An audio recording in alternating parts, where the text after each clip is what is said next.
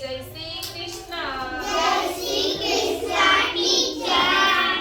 અહીં ટીચરે બે ના જૂથ બનાવેલા છે. આ શું છે? સંઘ છે. Very good. હવે ટીચરે બે ના જૂથ બનાવેલા છે તો આપણે જૂથમાં ગણતરી કરવાની